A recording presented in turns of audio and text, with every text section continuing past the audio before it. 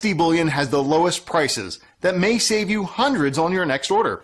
So before you make your next investment, do the math and join the over 15,000 new customers who have recently made the switch to SD Bullion. Why pay more?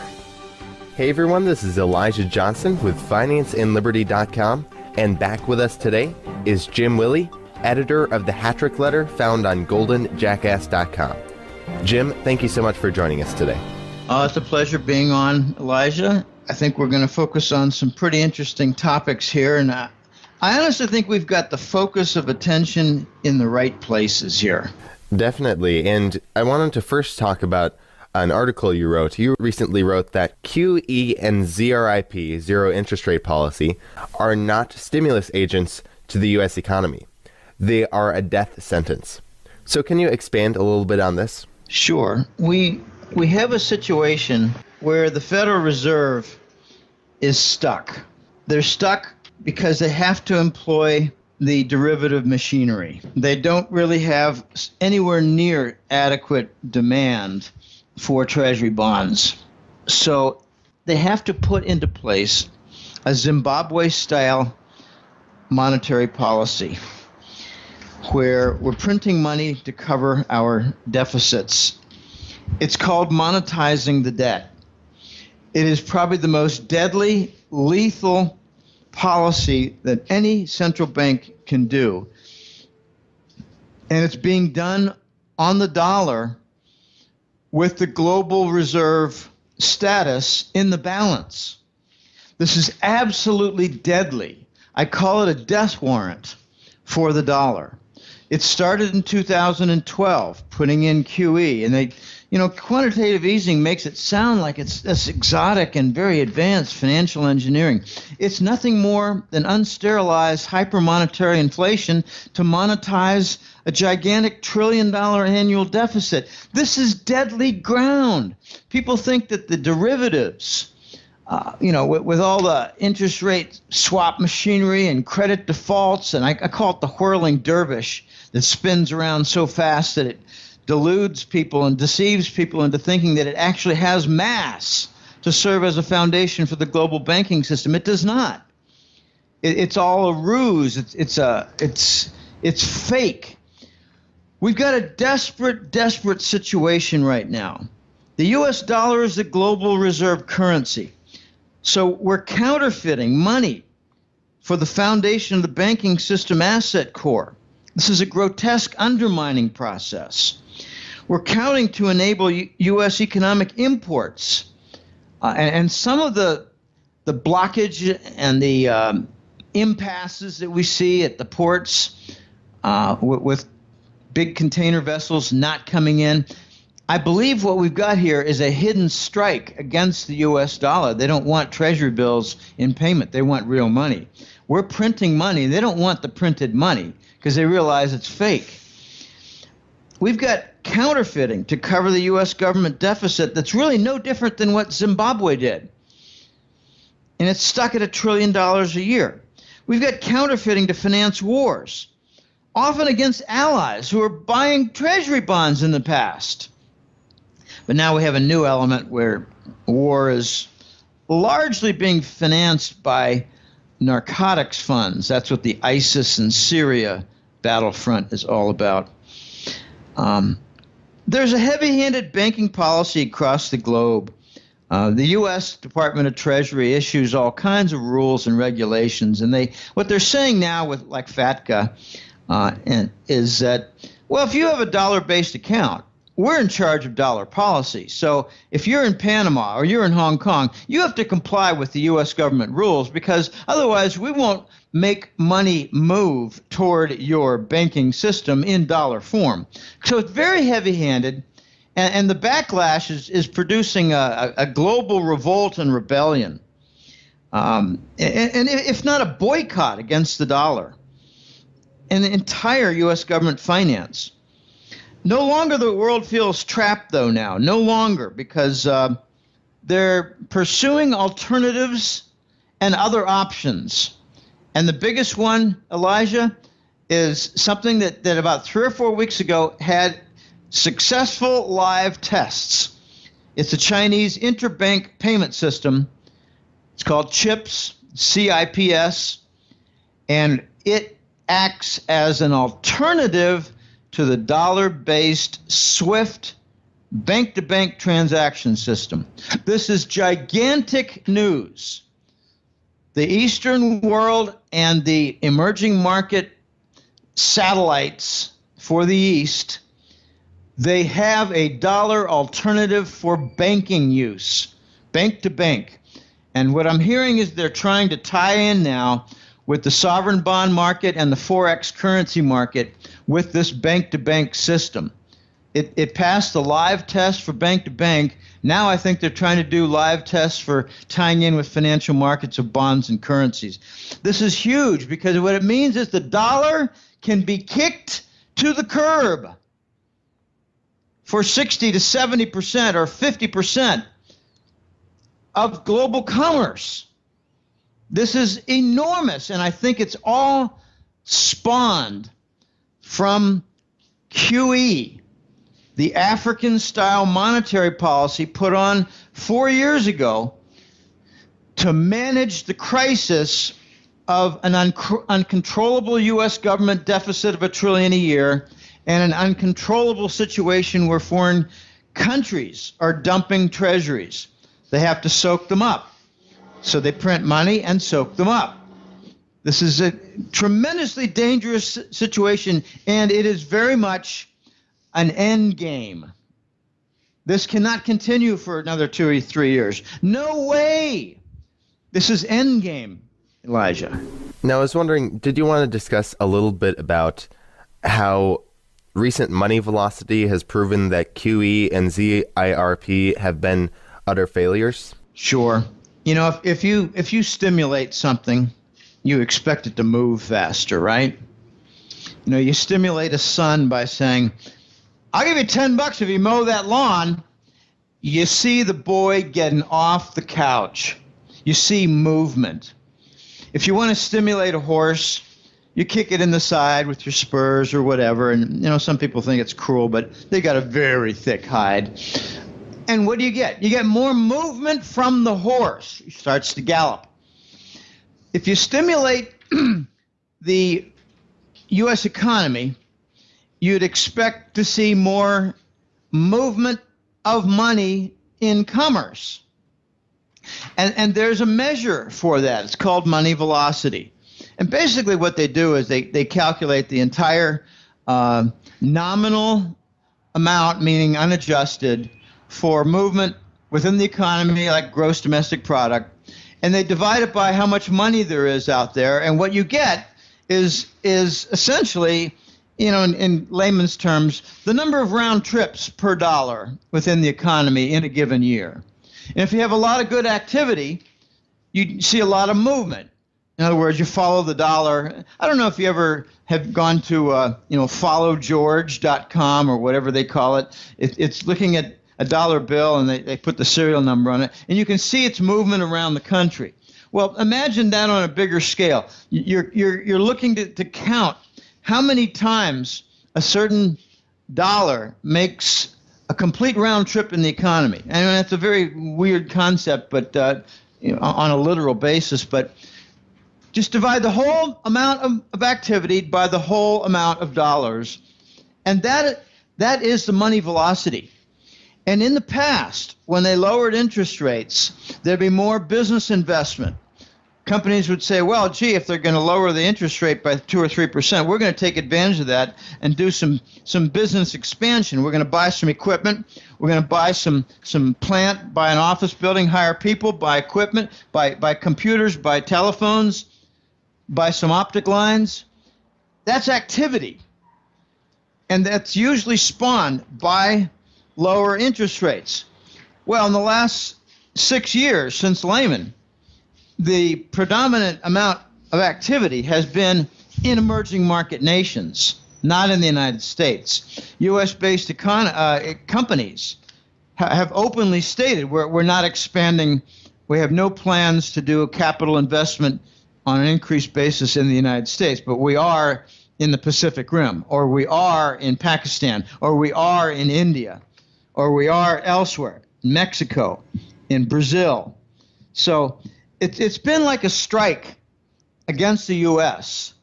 Too much regulation, too much environmental control, too many expected fringe benefits and health benefits. They don't want to have anything to do with Obamacare.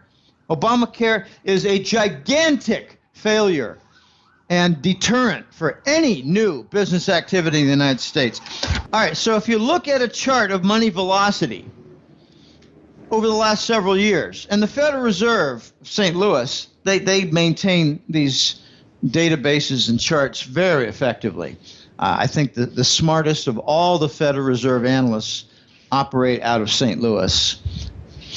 You see a 40% decline in the money velocity just since Lehman. So what are we doing? Where's the stimulus? It's like, okay, you're stimulating something, but the guy is still on the couch. The guy fell off the couch, and he's now on the floor. There's no stimulus. So where is the stimulus? Well, if there was any, and it probably was for a while, it was in the financial markets with the bond markets, mortgage bonds and treasury bonds and junk bonds. When you see a lot of movement in treasuries, everybody tends to think, well, the junk bond sector is a good opportunity now because of, distress in the system being relieved. Well, now you start to see huge distress in the junk bond market, and you're starting to see fractures and fault lines in the treasury bonds, Elijah. This is getting to be extremely dangerous with respect to, say, primary dealers.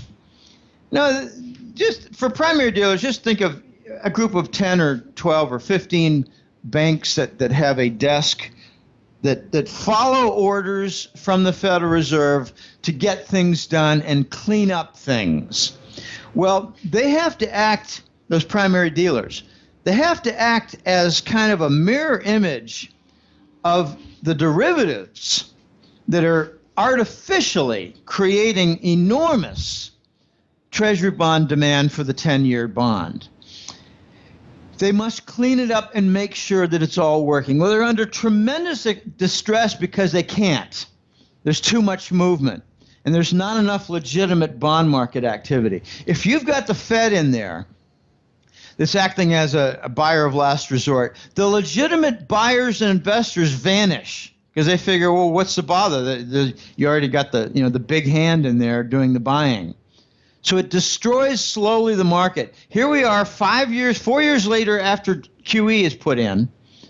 Lots of lies and lots of details and, QE 1, 2, Operation Twist, QE 3, whatever. We now have the bond market breaking. You've got too much of a vanishing act of legitimate buyers. This is very, very dangerous. We do not have stimulus even now in the bond market, in the financial sector. QE has wrecked the movement of funds even in the financial market. They say the Fed is the buyer of last resort. Well, now it's becoming the buyer of primary resort even in the stock market. The primary bond deals, I should get back to them because they're not able to provide the mirror image activity for cleaning up after derivative action, the artificial action. And there's some direct evidence that it's not working and they can't get things done. And that has to do with the statistic called failures to deliver on treasuries.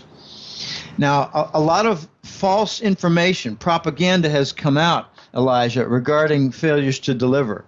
We are told that, there's so much demand for treasury bonds that we just have a hard time delivering on them 2 to 3 days later in legitimate fashion. No, it's a bunch of bullshit.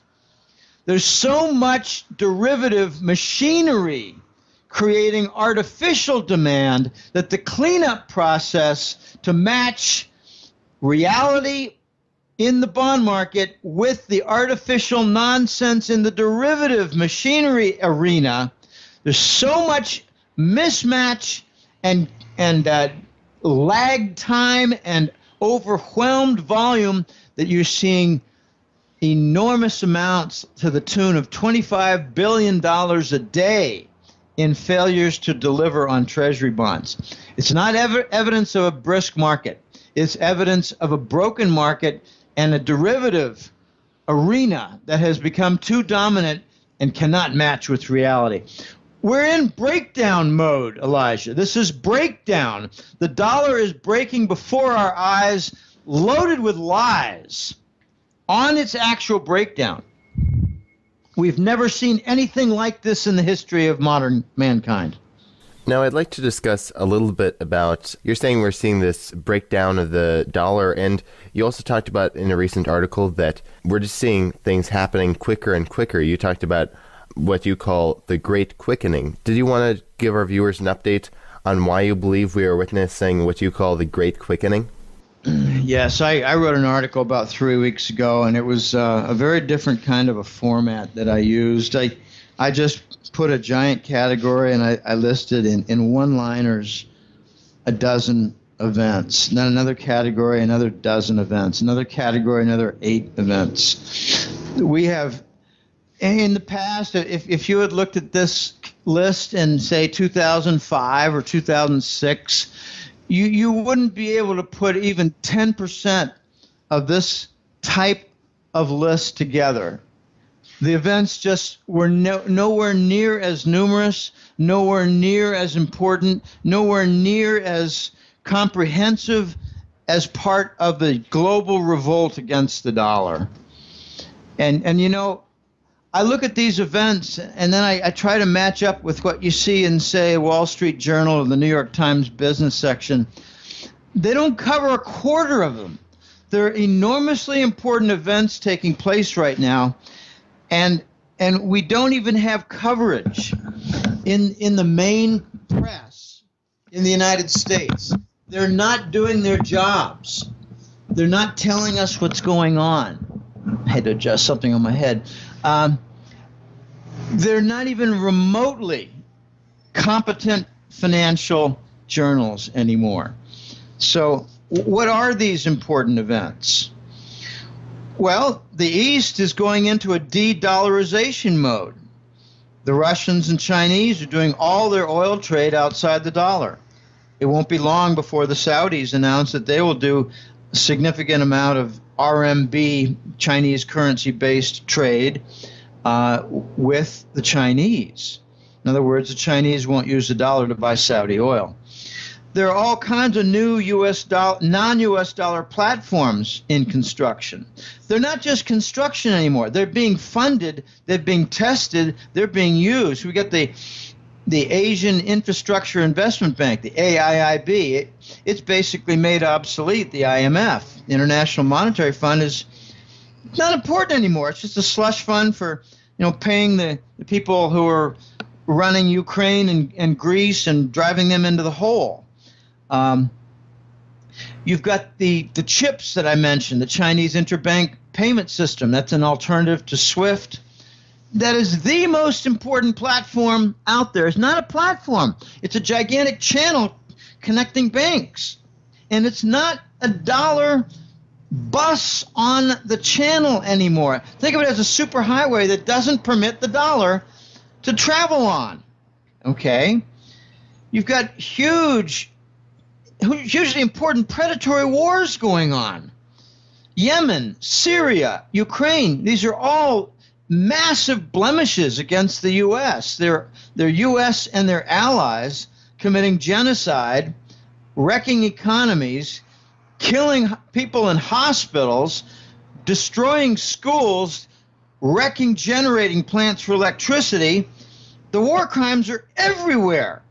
You've got incredible, unique U.S. dollar shortage going on right now. There's what you call a margin call. I mean, lots of different assets are being liquidated. Contracts are being liquidated. Instruments are being dissolved and just going away, and they need dollars to settle them out. It's producing a massive dollar demand, has nothing to do with commerce, has everything to do with liquidation. and that's driving the dollar exchange rate up.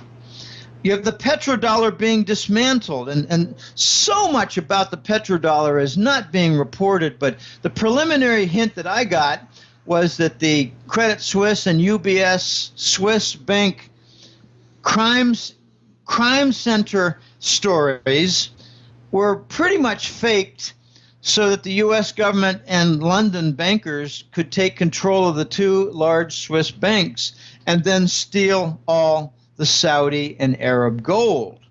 When I heard about that, I thought, well, the petrodollar just has a year or two left, and we're going to toss the Saudis under the bus. Now I think that this quickening is becoming so nasty that we're tossing the Saudis under the bus by encouraging them to have a war in Yemen. It's not going well. And in order to do the war, conduct the war, they need to buy U.S. military weaponry. They're doing that. And at the same time, the U.S. Department of Treasury has told them that we're never going to give you back your $5 trillion in Treasury bonds. So we stole the Saudi gold in Switzerland. We're stealing the Saudi Treasury bonds in the Department of Treasury. We're forcing them into buying U.S. military weapons in Yemen. And it's all falling apart in Ukraine, Syria, and Yemen.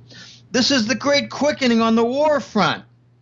Then we have the quickening with the money supply. I'm sorry, money velocity down 45%. Then we have a quickening taking place with inhibited movement of money for pension funds, insurance business, individual savers. My father's getting 0.75% on like $750,000 worth of CDs. This is ridiculous. This is slowing down the economy. Insurance businesses cannot make enough money to satisfy payouts for, say, property and casualty accidents, like a tree falling in the house, lightning hit the house, a car accident, whatever. Insurance companies are eating their nut now. They cannot make money to cover their costs. Pension funds, the Central States Pension Fund just announced a couple of weeks ago, 3 weeks ago, maybe early March. This is an enormous pension fund in the central United States. They announced a 50% cutback in the benefits. 50%. And they announced that they have only 2.5 contributors for every beneficiary. And healthy is 10 to 1. 10 workers for one pensioner. Everything is breaking. It's a great quickening. The only success that's out there regarding stimulus in all of this is that the Wall Street banks are actually doing a nice little side business in the bond carry trade. They're borrowing near 0% money, and they're buying 10-year treasuries. For those who are wondering, well, gosh, why is a 10-year treasury bond doing so well? Well, the lie told out there in the financial press, including CNBC, is that there's a lot of demand for treasuries among investors who maybe are a little concerned about the stock market. Well, it's a bunch of hogwash. The big banks are borrowing 0% money and buying treasury bonds and pocketing a 2% difference. It's called the VIG. They're arbitraging off the treasury maturity curve. They're making good money. Add on nice 25 to 1 leverage for the futures contract, you're making 50% a year. This has nothing to do with private investors shifting from stocks to bonds. It has everything to do with financial engineering and evidence of a broken system. The other thing that's a bit of a success is that U.S. government deficits are being covered by the interest rate swap machinery. They're fabricating bond demand, and there's almost none out there. All nations in the world, almost all nations out there in the world are selling treasury bonds. The dumping has never been this bad in the history of the U.S. government, modern day history. So these are some of the events for the quickening. I mean, there's so much more. You've got massive demand in gold and silver. You got shutting down of mining projects because they can't make any money. You got Europe dealing with sovereign debt problem, banking insolvency problem, Deutsche Bank problem, Russian sanctions that they don't want but the European Union commissioners do want, and what I call the dumping of human garbage on Europe, the refugees.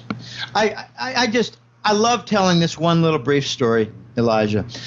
Back in August, I asked the basic question after seeing these boatloads of people hanging on the yardarms to be dropped off in Greek and Italian ports. I asked a basic question: who's paying for their passage? They're refugees. They don't have anything in their pocket. They can't feed themselves, but yet they're able to pay passage? Why doesn't the U.S. financial press ask the same story or ask the same question? So I found the story. I found it. In fact, the Austrian government intelligence agency provided a good piece of information. They came back and said, after investigating the refugees that arrived in Austria, they found that U.S. non-government offices, non-government organizations, they call them NGOs now because they're so horrible. They've been doing a lot of horrible things for mankind and our societies that they've earned a name of NGOs.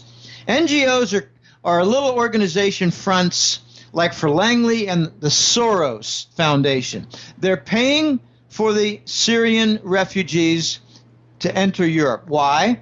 To mess up their society, to increase the crime rate, to bring about more rape and assaults and robberies, and to mess up their society. Okay, well, gee, that seems to be going well. Angela Merkel is trying to defend it, saying to her people in the German population, give the refugee problem more time to work itself out. In other words, give it more time to contaminate our whole country. This is part of the quickening. The quickening. In the meantime, you have Russia and China working on their Silk Road and Belt, as they call it. I like to call it the Eurasian Trade Zone. It's also known as the Eurasian Economic Union. So much is going on. If for those who like to think in terms of biblical framework, remember we've got the 7 bowls of water. I'm sorry, 7 bowls to ruin the earth. I'd like to mention several candidates for the 7 bowls. The chemtrails are messing up the air. The fracking by Halliburton is messing up the water tables. The GMO virus preparation for seeds and all this by Monsanto is messing up the food. QE and the Federal Reserve and all their satellite central banks are messing up the money. The Center for Disease Control and Fort Detrick Bioweapons Laboratory are messing up all the vaccines by lacing them with the actual viruses. Now you've got the human refugees infecting Europe. And by the way, for those Americans who would like to know a little more about what's going on, United Parcel Service, UPS, is now doing middle-of-the-night shipments of human garbage refugees, and they're landing now in New Orleans, where they're dumping 10,000. They do not have proper identification. They do not satisfy proper customs requirements, immigration requirements, or any requirements. And the 7th bowl, it's the Halliburton dumping of radioactive substances 100 miles off the coast of California and blaming it on Fukushima, the dumping and ruination of the oceans. So air, water, food, money, vaccines, society, and the oceans. Those are potentially 7 bowls in a biblical sense. And, let's not leave out the cancer cures. We had some murders that took place in September. I regard this as part of the quickening because they're being revealed. You had about 8 to 12 doctors, mostly in the southeast United States, who were about to come forward to explain that they've had successful cancer cures, even of advanced, horrible cases of cancer, and all the doctors were murdered. And it got in the news. And I happen to know somebody in Panama whose sister is a medical technician and knew one of the killed doctors. The doctors were about to go to a conference and explain their cure for cancer and what they've researched to understand the contents of vaccines to be immune system suppressants. Part of what's in the vaccines across many types is something to suppress the human immune system. They also managed to shut down, now the attackers, those who killed the doctors, they managed to shut down a plant in Europe that was producing the substance. It's a substance to put your antibodies into hyperdrive. And they shut down that, and you won't find the murders in the main U.S. press or the Western press. They actually poisoned a lot of doctors in a European conference where this was the main theme. Oh, just had a bad day. The pork was bad or the fish was bad. Yeah, it's so easy to come up with the stories that the public believes. So we got a quickening. The central bank activity, this is really interesting. Most of them are amplifying toward infinite volume, like the United States Fed and the Bank of Japan, their central bank, and European central bank. But a lot of other minor secondary central banks are breaking ranks, Elijah, and we no longer have a case where we can say all the central banks are pretty much doing the same thing. They're all aligned. They're not anymore. They're not. Now, I'd like to talk a little bit about a topic that you had mentioned a little bit earlier. You were talking about precious metal markets, and you were saying that we're seeing massive demand for gold and silver amidst the shutdown of mining projects. Now, I talked with you about this last month. I guess, did you want to just give us an update on how the precious metal markets have progressed in the last month, and how do you see precious metals comparing to other asset groups? I saw a very interesting chart. It had about 10 different things on it. 10 different asset groups on it, and most of them were heading down. I mean, 8 or 9 of them were heading down, and only one was going up, and that was gold and silver. It's the best performing asset class this year in 2016, and we've only passed the first quarter, 3 months completed. If you look at the multi-year chart, you see a downtrend in gold and silver, and in the last year or so, you saw some movement down, but it was basically a leveling off. All that has been reversed. All the downtrend lines have been smashed with movement up, both gold and silver. In fact, it got so severe that there are a couple of charts. On the daily charts, they tend to look at the 50-day versus the 200-day. And on the weekly chart, there's a tendency, it's a common practice among technical analysts, traders, and researchers who put out reports that are commonly read and bought. For the weekly, it's a 20-week moving average versus the 50-week moving average. And I pay a lot of attention to this myself. And what I noticed was back in January and February, we had some major developments in the gold price, where the 20-week moving average, which is more faster moving and more unstable, and it just makes bigger movements than the 50 because it's averaging more things. The 20-week moving average moved above the 50-week moving average. That's called a crossover, a bullish crossover. We hadn't seen anything like that in 5 years, so I paid attention to that. Okay, this is very new. Now we're seeing the same thing happen with the silver market. It's a little bit lagged behind gold. Gold is now making it's consolidating. It's not retreating. It's just absorbing and digesting its gains. What we saw in January, Elijah, was the gold price moving up in Canadian dollar terms, in euro terms, in yen terms, but not so much in the dollar. Now we're seeing it confirmed in the dollar. This is very big news. It's getting recognized too. And I have a saying that, and I'm not original with this at all. It's a saying that I've latched onto. When you see such moves as this, it means that the biggest of the players have changed. This chart hasn't looked so good in 5 years. From 2012 to 2014 and 15, I didn't really feature too many gold charts in the Hat Trick newsletter.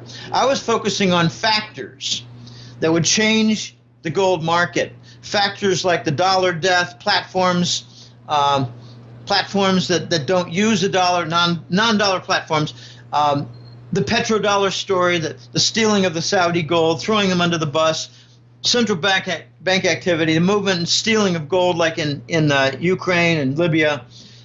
I was focusing on that. Now you can actually say the gold chart looks different now. It has turned massively bullish.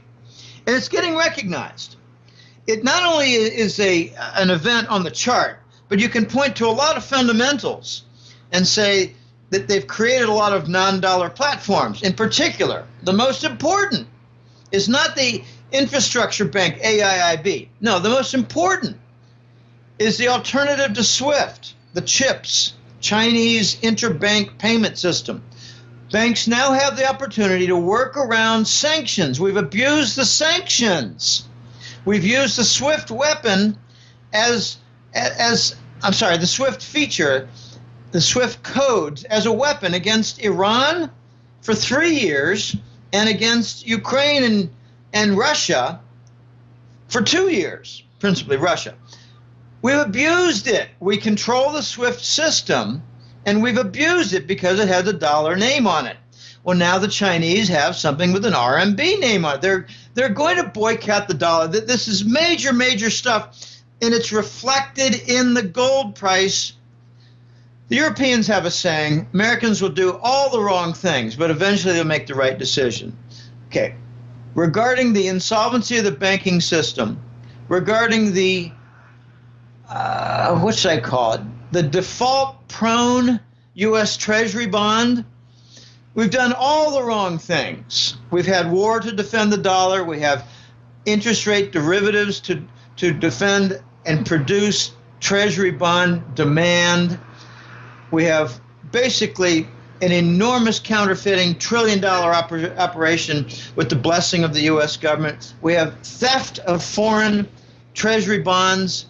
All this activity is part of the quickening, but it's also part of the upcoming actual solution, and that is the gold standard coming back.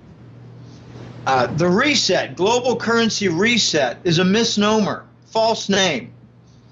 The reset is the reinstallation, the return of the gold standard. It's going to start, Elijah, I've said this before a few times, it's going to start with trade. And now if the CHIPS alternative to SWIFT is ready by China, they've got the trade mechanisms for payment ready to avoid the dollar. The next thing after that is banking reserves. They're going to be dumping treasuries and buying gold. This has two different purposes. One is that it sets the gold standard in the banks, but it also allows the banks to buy truckloads of gold and then give the signal to the Chinese, we're ready for your doubling of the gold price. That's coming. I don't know when. Sure would be nice if it were this calendar year, but we always seem to have another war that Washington can offer. We always seem to have another device by the central banks that pollute the system. So the gold chart, the silver chart, they're consolidating. I think silver's gonna surprise first. I have my own little saying that gold fights the political battles and breaks down the doors, knocks down the castle gates. And silver just flies through on a white horse. Gold opens the door for silver. There's some that actually say, well, this gold rally is not real. It's not being confirmed by silver. Well, silver got off its back very effectively. and I think it's going to be making bigger gains than gold. So it's interesting to watch the relative strength. Gold has it. Compare it to the stock market, the bond market, junk bond market, energy credit portfolio market, oil price. Compare it to a lot of things, even like, say, industrial price of copper, industrial price of coal. Gold wins, and now we're finally getting the good attention, Elijah. I wanted to move now to a topic that you've discussed before. You said that with Iran joining the Eurasian trade zone, this represents three great empires of history working together in somewhat an awakening process. So what do you see the effect on the global economy and financial structures being of Iran joining the Eurasian trade zone? In a simple response, it means you've got a three-way nucleus, three-part nucleus for the eastern nations of the world banding together to actually make a difference and to force a paradigm shift. For those who don't really know what paradigm shift means, just think of it as the model for the global financial structure changing. Paradigm means model. So paradigm shift means the East is going to start calling the shots, making big changes to the system. I like to do a little preliminary story. I'll try to be quick. The Soviet Union, the entire Soviet Union, you could actually make the argument, was the framework of a gold heist. Baron Rothschild, way back around 1900, 1905, funded the Bolshevik Revolution and got everybody in the Romanov family nervous as hell. And then he convinced the Tsar, the king, Tsar, it's the same root as Caesar and Kaiser in German. He got the Tsar to put the gold in safekeeping in London and Paris. Then they killed him. So you set up the Bolshevik Revolution. You make the Tsar nervous as hell. You get him to lease the gold to Paris and London. Then you have him killed. Then you bring in your other purchased ideologues of Lenin and Marx, and you start taking over the Russian Empire, and you make it a Soviet Union. Fast forward 80 years, and Putin wants his gold back. Is Putin a bad guy for wanting repatriation of the Tsarist gold, which might have been on the order of 15,000 tons, maybe twice as much as Fort Knox? Russia was an empire back then. Russia is awakening. That's my point. Now go to China. Very few people know that Mao Zedong was a member of the Skull and Bones, a secret society of Yale University. The elite Satanists. So they convinced China to become a communist nation, offered a lot of benefits to the Chinese leaders, and the Great Dragon was put in a deep freeze. Well, you don't fast forward 80 years, you fast forward 60 years, and you get the awakening with, say, most favored nation status to China. At the same time, Hong Kong turned over to Chinese control. They didn't change much anything in Hong Kong. They're using it as a model. Okay, awakening of the great Chinese empire. Now let's turn to Persia, otherwise known as Iran. Back in 1950, the U.S. threw out Mossadegh, and they installed the Shah. The Shah of Iran was one of the biggest pieces of human garbage ever to sit on a throne. He used the Savak security agents to go across Europe and murder Iranians all across Europe, in particular Germany and France. Then you had suddenly in 1980, timed with the Iran, hostage case in Tehran, you had the Ayatollah Khomeini come out of where to lead the Islamic Revolution in Persia? He came out of France. Why was France so friendly to him? I think a lot of this is efforts to put the old Eastern empires in the deep freeze, put them to sleep, anesthetize them. And now the Persian Empire is awakening as they've convinced China to assist them to put aside the sanctions, have the Iran nuclear talks, and have recognition that most of the threat that Israel bandied about in their propaganda was pure nonsense. Okay, so 3 former great empires are awakening, Elijah. They're coordinating their time frame. They're working together. You got some big projects now with Chinese funding inside Iran. You got some other Russian projects involved. The Iranians are very heavily involved in buying Russian weapons and missiles. They bought Sunburn missiles. The U.S. will not attack and rape and pillage Iran like they did Iraq, because Iran purchased a lot of really advanced Sunburn missiles. And if U.S. attacks Iran, Iran will sink the U.S. naval fleet in the Persian Gulf. And that could be why the Persian Gulf no longer has a U.S. Navy presence for the first time in 40 years. So a lot going on here. I'm encouraged by Russia, China, and Iran working together. They're going to coordinate things with Pakistan and India. They're going to coordinate things with the former Soviet republics. They're going to get, I think, Germany on board. They're going to get Saudi Arabia on board. They're going to start chipping away at the European core, Elijah. This is very interesting, very exciting, full of intrigue. But if you try to reflect it on what's it going to mean for financial markets and things we care about, it's going to mean a faster acceleration away from the dollar. They're not going to use the dollar. China, Russia, Persia, they're not going to use the dollar. They already don't use the dollar much. And they love gold. They want to install the gold standard. I don't think you can call any foreign country, regime, or empire terrorist if they push the gold standard. Any nation that continues the dollar standard, I believe, is loaded with terrorism. Not just a financial type, but the staged events like in Paris and Belgium. Very few people are aware. The Israeli Mossad had 100% control and maintenance of the Belgian airport.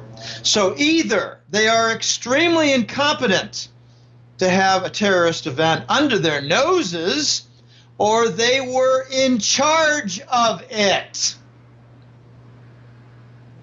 I tend to believe 95% toward the latter, they were in charge of it, 5% the former, that it was just an infiltration, because the Israeli Mossad has a reputation of being the most expert in the world.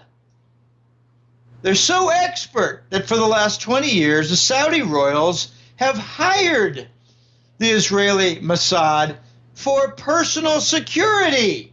Little known fact, yes, the Saudis hire Israel for their own elite security. So, was Belgium an ISIS attack? Well, maybe.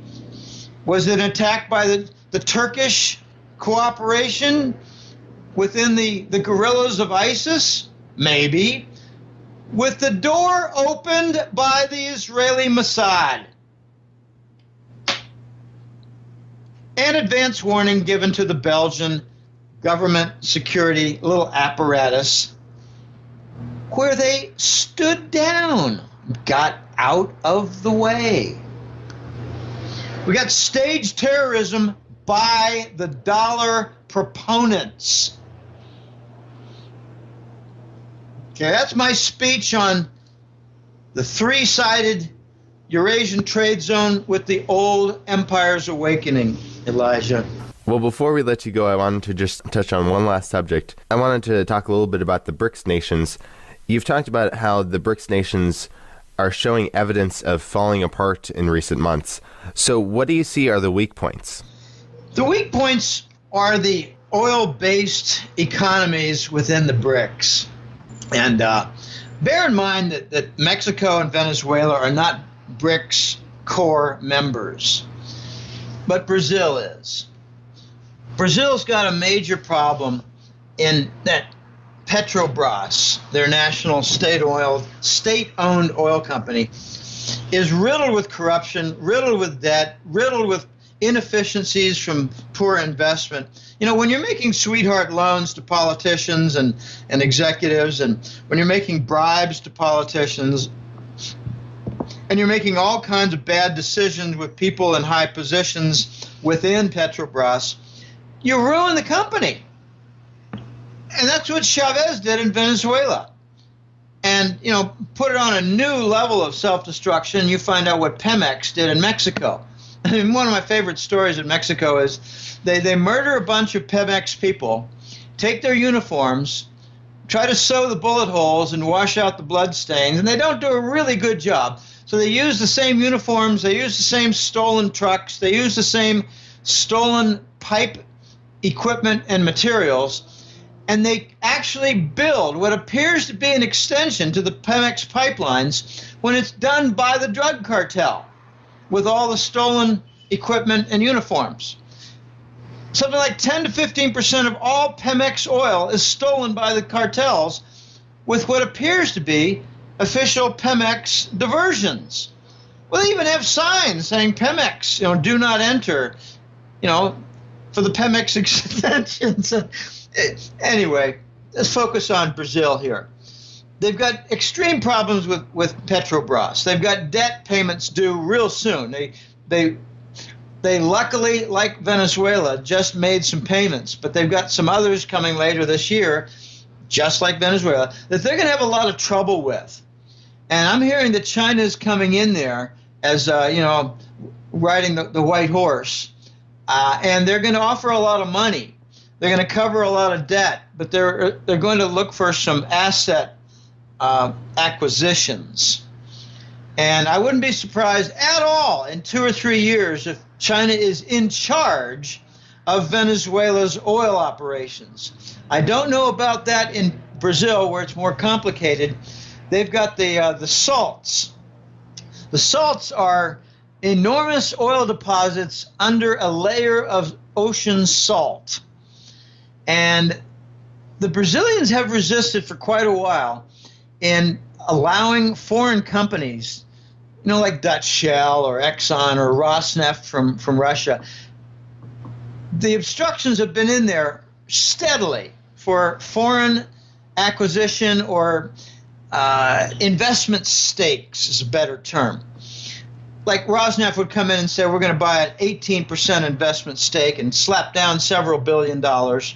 And we're going to be working and building some of the platforms. And Brazil doesn't have so much in their own obligation for putting up money, putting up materials, putting up manpower. Okay, that's very important.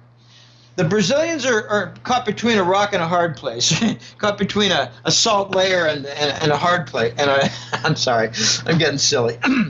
They're caught between an ocean rock and the sea salts layer. And they have to make some concessions. But something very interesting is going on in Brazil behind the scenes. 2 years ago, a small airplane crash took place, and it was blamed on Langley, where a very strong candidate, alternative to Dilma Rousseff, was, you know, making waves. He looked like a really good leader, and it wasn't a socialist clown. His name was Campo. Well, Campo died. I think Campo was murdered. The U.S. really doesn't like effective leaders to come forward. They prefer to kill them.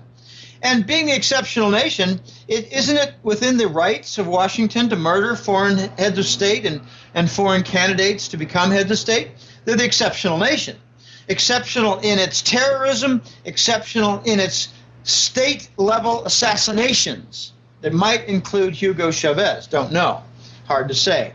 So what we've got now is former President Lula da Silva of Brazil being charged with corruption in the Petrobras, national oil company scandals. And on the side, Dilma Rousseff is also being accused in other corruption cases. So what Dilma did was a very clever move of assign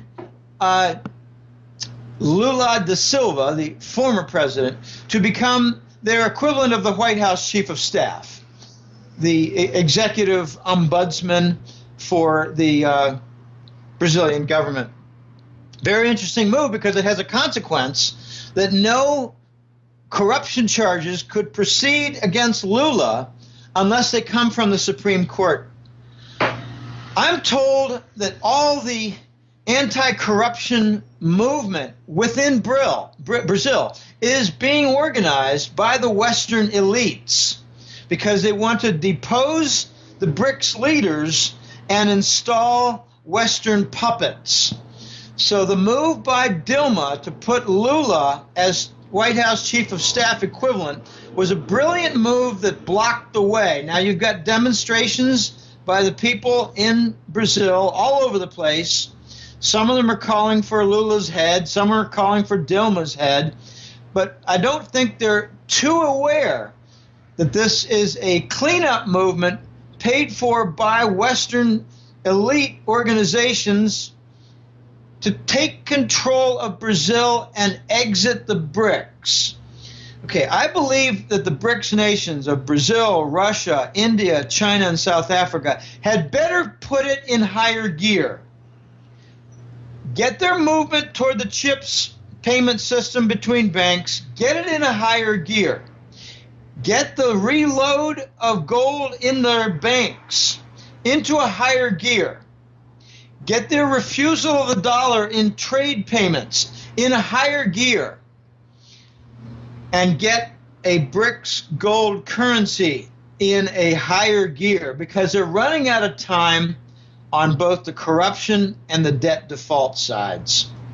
It's getting very interesting, and we got another weird timeline here.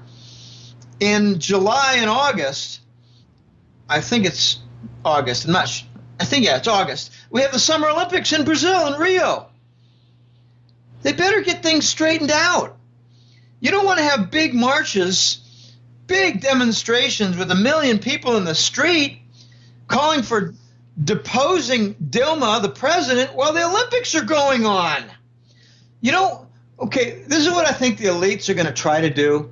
They're going to try to have violent demonstrations and overthrow attempts and really nasty revolt going on in Rio while the Olympics are going on because there's a lot of television crews covering the sports venues. So, wow. India is also in trouble. India's got big currency decline trouble. They got huge gold imports because their currency's in trouble, which is a vicious feedback loop. The imports for gold cause big balance of payments problems, cause the currency to go down, cause price inflation to hit the economy, cause more motivation to buy more gold, and repeat the cycle.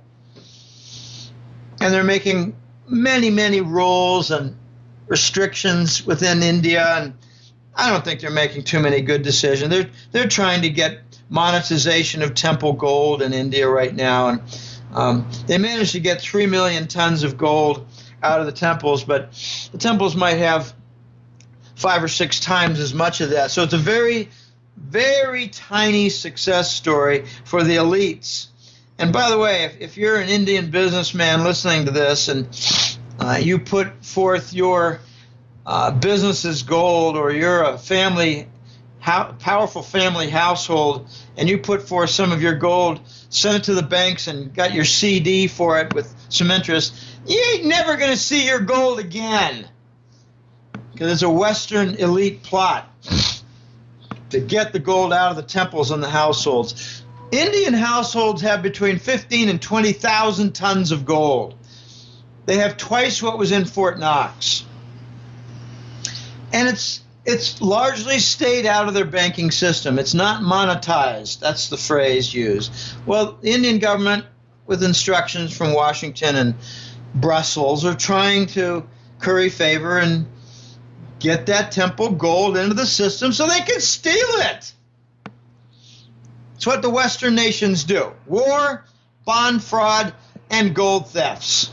All right. Well, Jim, Willie, thank you so much for joining us today. Before we let you go, did you want to share with the viewers quickly, where they can find you and any last thoughts you had? Yeah, I don't have any more last thoughts. We covered a lot of really good ground here. I appreciate your guideline for the topics, Elijah. Nice job, and they're all very important areas and hot buttons, as I call them. I cover a lot of this in the hat trick letter. You're welcome. I cover this in the hat trick letter. If you go to www.goldenjackass.com, no hyphens in there, no fancy stuff, you will see on the public page a lot of links for radio shows. I call them radio shows. They're podcasts. I don't care what you call them.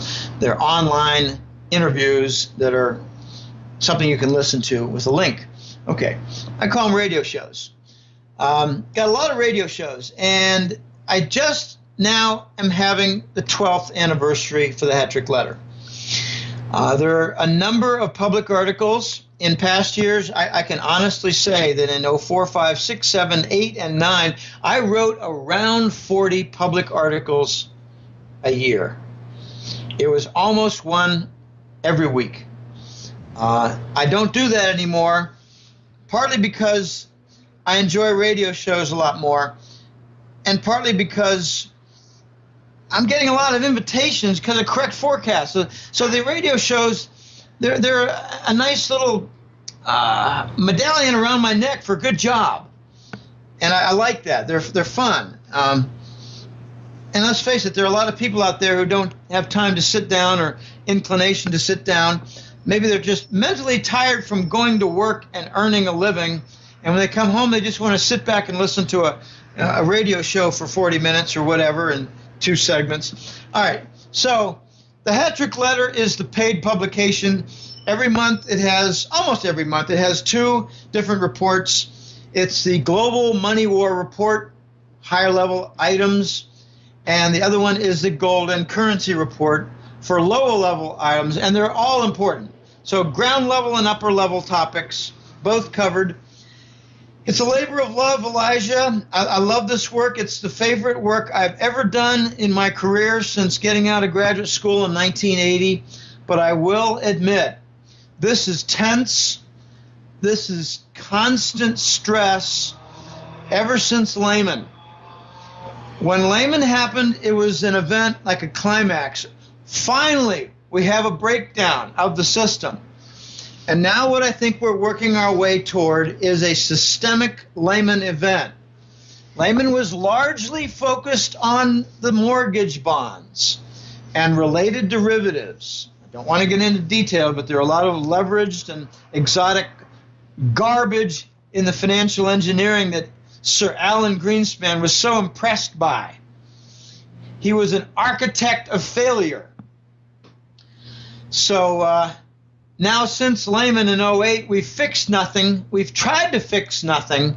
We refuse to go on the gold standard. We refuse to liquidate the big banks. We refuse to do anything right, and we're resorting to war and QE to infinity and 0% forever, getting a lot of aid from other central banks. We're not doing anything right toward a solution, and that's why the Asians, the Easterners, the emerging markets, the BRICS, that's why they're banding together to do the right thing of bring back the gold standard, first in trade, then in banking, finally in currencies. So go to goldenjackass.com, bounce around, learn some stuff, get up to speed and stuff if you're new, and sign up for the Hat Trick Letter. You will not be disappointed. I get 2 compliments that I love to hear. I was away for a while after a past subscription. I never should have left. And the other one is that I've been resorting to your interviews exclusively, and I never thought to sign up, but I did, and now I'm kicking myself. So I just got a compliment about 3 or 4 days ago that I've been listening just to your radio interviews, and I finally signed up, and I'm in that second group, Jim. Count me in. I wish I'd signed up a long time ago. So sign up for the Hat Trick Letter. You won't be disappointed. Thanks for having me on, Elijah. And again, it's been interesting This nightmare will not stop until the dollar is replaced and the gold standard comes back. This video was brought to you in part by ReluctantPreppers.com. Click here to watch Reluctant Prepper's latest interview with Dr. Paul Byrne, MD. How aware and prepared are you really for this? Your loved one becomes unconscious and suddenly you find yourself pressured to consent to organ donation. But what the experts are not telling you is that organs only come from living donors who are dissected alive without anesthesia. Pioneering inventor of the Preemie ICU and the Preemie blood pressure systems and founder of the field of neonatology, Dr. Paul Byrne, MD, joins Reluctant Preppers to draw back the curtain and expose the medical industrial government collusion that will set your heart pounding and send you running to warn your loved ones. This one is not to be missed, and share it with everyone you care about.